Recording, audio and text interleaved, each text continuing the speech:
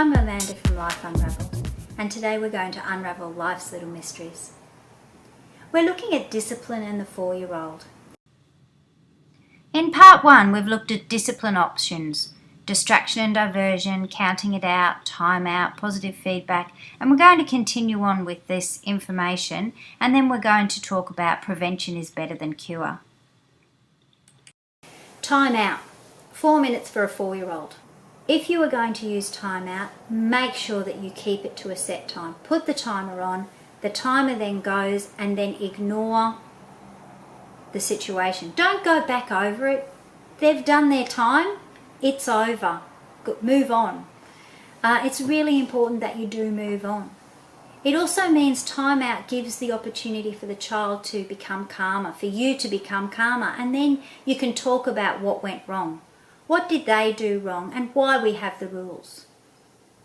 And these rules are often for health reasons, for safety reasons, for living together reasons, for being part of a team. When I talk about distraction and diversion, I've got to say, this age group, it doesn't always work. It's mostly for 2 and 3-year-olds. 4-year-olds, it sometimes works. But more importantly, sometimes they just need space. So it could be that if they're doing something naughty or they're starting to have a tantrum, you can say, go have a swing. Go have a swing. Or, oh, well, what was that Lego thing you were doing? Do you want to come and play with me? But more importantly, they may just need that time to process what's in their head. Go read a book. Don't, under any circumstances, don't give them an iPad or put the TV on for distraction and diversion. Because sometimes, and I know it happens with my kids, I did a bit of a test when they were little, when they watch the television or they're playing on their iPads, they actually can get very angry, and it heightens that anger and that anxiousness. So make sure that when you're doing diversion and distraction, it is not an iPad, but it's something physical that they do. Counting works for so many reasons, but the most important thing is that it gives the child time to do the right thing. I can remember my daughter was 18, and she'll probably kill me for saying this, but she was 18 and she was just annoying her sister like you would not believe, and it was about to blow up big time, and her sister's like 16, so but it was about to blow up big time, and I said, Danica, go to your room. And she kept on annoying her sister. I went 5, 4. She goes, don't do it. 3, Mummy, don't do it, don't do it. Okay, I have to go. And she was so upset that I had trained her that when I counted down, that she needed to do what I said. Now, what was really interesting is that my daughter had no currency when she was 4. There was nothing I could do to entice her to do the right thing. But I can remember a psychologist said to me, just do the counting every single time and eventually it will work. And I'm thinking, oh, I don't know, is it worth it? Anyway, I did it because I had nothing else to go to.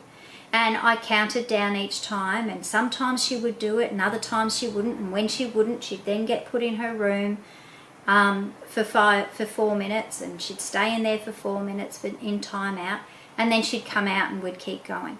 And this was a routine that we went, but that routine actually worked, and I think it's because it was a routine that she knew by the time she got to 1 that she would be taken away from the situation and put in her room or in a corner, or somewhere away in the car, somewhere away from everyone. And even if I was out, I'd put her in the car and I'd sit in the car with her, but I wouldn't talk to her, I wouldn't engage with her, I'd just make her stay there. And that way, she knew that this was a discipline. And that's probably a really good hint, is that sometimes when you have no currency, it's just the routine of the discipline which really helps. Now, positive discipline is the way to go. Positive discipline just means praising them for the things that they're doing right and ignoring what they're doing wrong. The only time you don't ignore it is if it's a a safety risk. So for instance, if they want to run across the road, you don't ignore that. But if they're chucking a tantrum on the floor and screaming and yelling, you do ignore that. So does that make sense? We're looking at happier kids when we promote the positive. They intrinsically want to do the right thing by you. They want to make you happy. So let's use that. Encourage them and praise them for things that they do well. Don't praise them when, for instance, if you've got a child who's pulling themselves up on the table, you go, oh, yay, well done, yes, and then they want to do it again and you praise them again and tell them that it's fantastic. But if you have a 4-year-old that pulls himself up on a table, do you praise them? No, because it's a skill that they've already learnt. So make sure that when you're praising a child, that you praise them for skills that are new or for things that they've really accomplished. That way you build their self-esteem. If you praise them for everything that they do, they won't be able to distinguish the difference between praise and just normal talk. And it doesn't build their self-esteem. It can actually affect their self-esteem in the negative, they're saying now. So it's important that you praise them only for the things that they deserve praise for, and they really know what that is. When we're talking about discipline, prevention is much better than the cure. And how can we prevent these bad behaviours really that we're looking at in our children? Well, there are so many things that we can do in our family, and it's really quite simple. Spending time, as we were talking about before, as a family, as a cohesive group, really helps with the prevention of bad behaviour. Now, we've spoken about all these things before.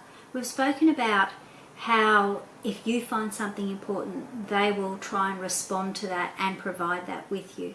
So if you find that you want them to be well behaved, like not run around anywhere when they're out, then as long as you impart that information to them, then the likelihood is that they will want to do that for you. But at home, they're allowed to run around and run right. I can remember when my kids were little, I went to my mother's and she had all these beautiful ornate figurines all the way around the house, and they were within touching of my children. And I kept saying to Mum, look, can we put them up? Please, can we put them up? So then I don't have to worry about the kids. And she said, no, the kids have to learn. And lo and behold, we never had an incident with any of the figurines. We had to tell them no from the very beginning, that they weren't allowed to touch them. But every time we went over to her house, they never ever touched any of the figurines. So it is important for you to realise that what you find important, the children will respond to. Common experiences really build relationships. So the more you do with your children, then the more likely it is that they will want to do the right thing by you. Things like going to the park together, going to the zoo together, going on holidays. Now sometimes it's really difficult to find things that you can do in common. One of the things that I found, especially when I was working, was that I was able to take the kids out on a Sunday afternoon, and we always went out for a coffee every Saturday afternoon. And it got to the stage that if we didn't go out for the coffee, then the kids thought that there was something wrong. And that way what we did was we communicated, we enjoyed each other's company, and we had that common experience that we were able to build upon. While we were sitting there, oh, do you remember last week such and such happened? And so you could actually go through and talk about things that you'd done together in the past. Eating together every week not only is important for children to learn their socialisation skills with you and whoever else is sitting down to eat, it also teaches them how to eat and behave at a restaurant and what is expected at a restaurant. So you can take them out and do really nice things, go on holidays and enjoy that time together. But not only does it do that, it also builds the community of your family.